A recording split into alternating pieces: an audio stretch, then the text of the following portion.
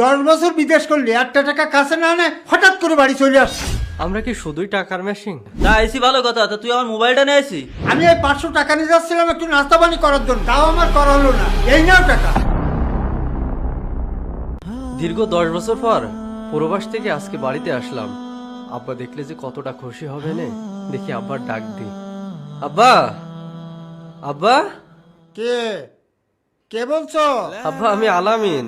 আলামিন, তুমি হঠাৎ বাড়ি আসলে যে?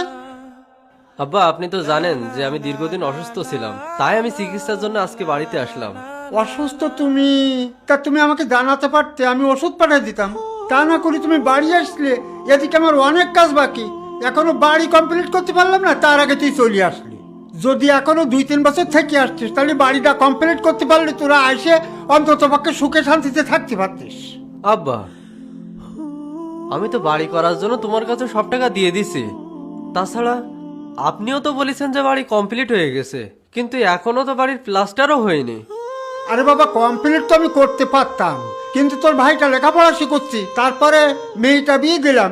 তোরই তো বোন, ওকে বিয়ে দিতে হবে নাকি? তারপরও তোমার ছোট ভাইটা দাবি করেছে বড় ভাইয়ের কাছে যে তার একটা বাইক কিনে দাও। তুমি সে বাইকটাও কিনে দিতে পারলে না, তার আগেই তুমি বাড়ি চলে আসলে। এখন আমি তোমার ছোট ভাইকে কি বুঝ দেবো? আব্বা এই 10টা বছর বিদেশ করলাম, এই 10টা বছরে নিজের কাছে একটা টাকাও রাখিনি। সব টাকা আপনার কাছে আমি পাঠাইছি, অথচ আজকে আমার কোম্পানি আমার অসুস্থতার কথা ভেবে দেশে পাঠাই দিল। আর আজকে আপনি এই গল্পগুলো শোনাচ্ছেন। কিছু বলার নেই আব্বা, কারণ আমরা প্রবাসীরা যে টাকার মেশিন, যখন আমরা দেশে টাকা পাঠাতে পারি তখন আমাদের গুরুত্ব থাকে, আর এই মেশিন যখন নষ্ট হয়ে যায় তখন আমাদের প্রবাসীদের কোনো গুরুত্ব থাকে না। প্রবাসীদের গুরুত্ব থাকে না মানে? তোমার কে গুরুত্ব দেয়নি?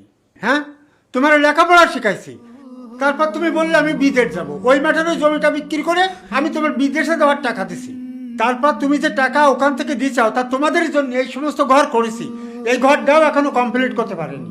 তোমার ছোট ভাইটা মোটরসাইকেল চাইছে, সে মোটরসাইকেলটাও তুমি এখনো কিনে দিতে পারোনি। তুমি এখন চলিয়ে আইসাও।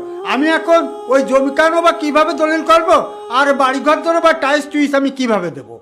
যদি আর 3টে বছর থাকতে পারতে, তাহলে আমার পক্ষে এ সমস্ত করা সব সম্ভব হতো। তা কিছু না বলি কই ওই অবুঝ আপনি